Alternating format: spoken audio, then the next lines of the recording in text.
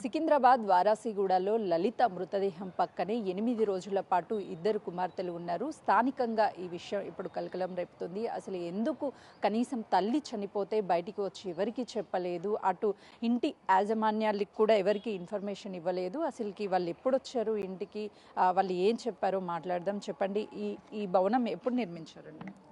2015-16 అట్లా. ఏం జరిగింది అసలుకి? లలిత చనిపోవడం, వాళ్ళ కుమార్తెలు ఇద్దరు ఇంట్లోనే ఉన్నారు 8 రోజుల పాటు అన్నారు.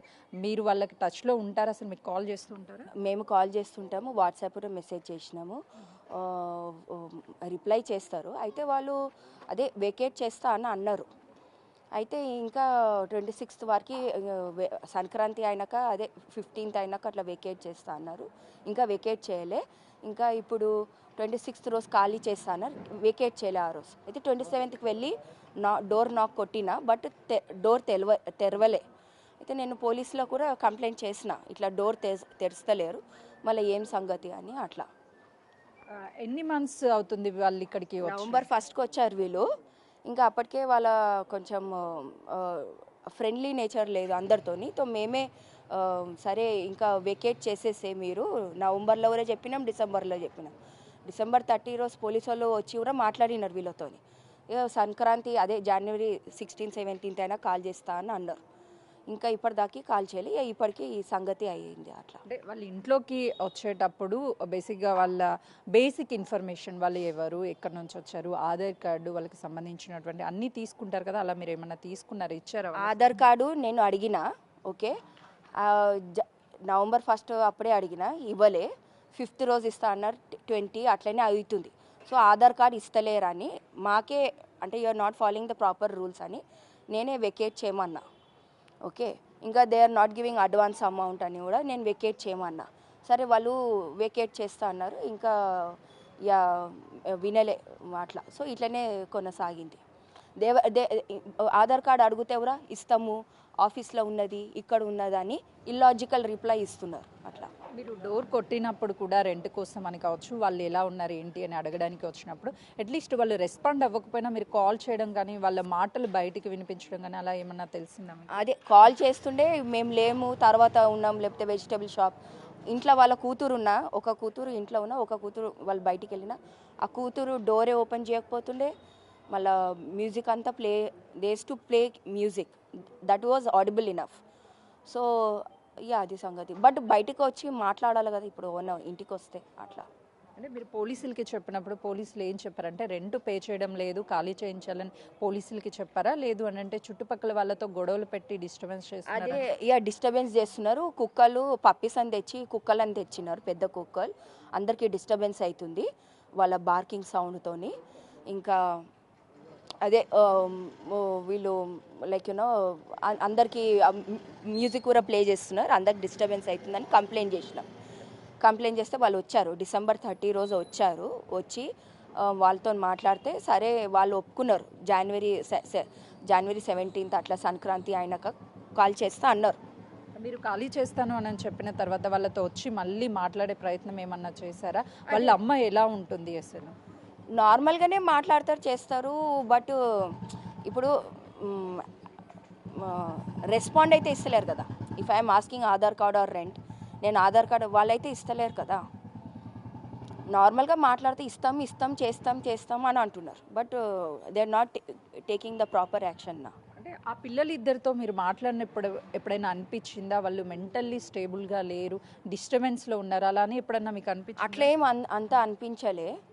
ఇక నార్మల్గా మాట్లాడుతున్నారు, చేస్తున్నారు, అట్లనే అనిపించింది అంతే.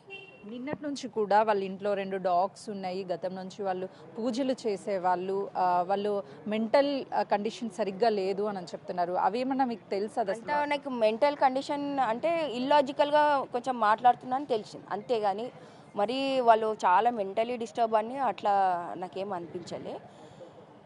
ఆమె కొంచెం లైక్ ఆమె ఎప్పుడు అందరితోని గొడవలు, నార్మల్ స్టేట్లో లేదు. బట్ అందరితో ఇట్లా గొడవలు పెట్టుకున్నా, ఇప్పుడు ఇరిటేషన్ అట్లా ఉంటుండే. సో బేసికలీ ఆమెకి ఇట్లా దమ్ వస్తుండే. సో అయితే మొన్న జనవరి 18th రోజు కూడా ఆమెకి చాలా లైక్ హెవీ బ్రీతింగ్ చేస్తున్నారు, దమ్ తీస్తుంది.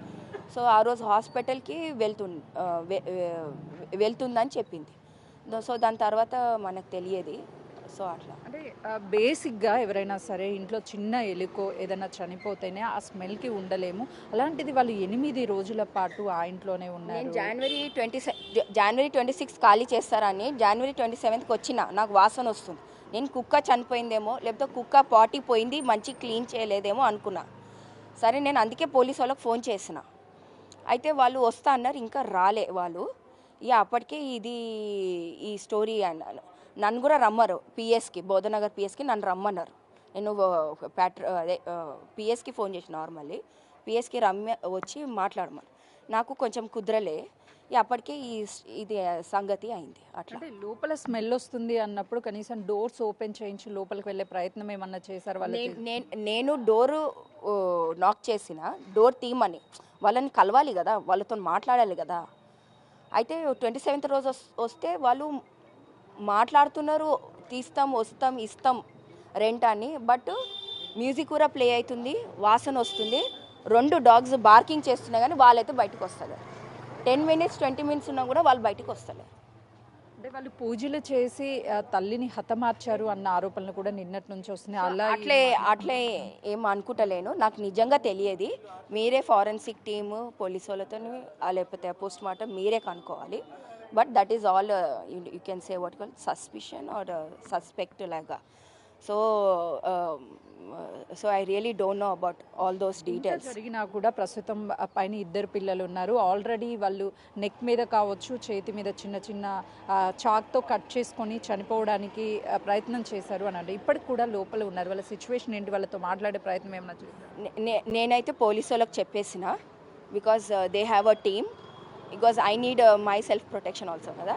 So I told police and I'm assurance, నాకు అష్యూరెన్స్ ఉన్నది పోలీసు వాళ్ళు they will take best decision and best action.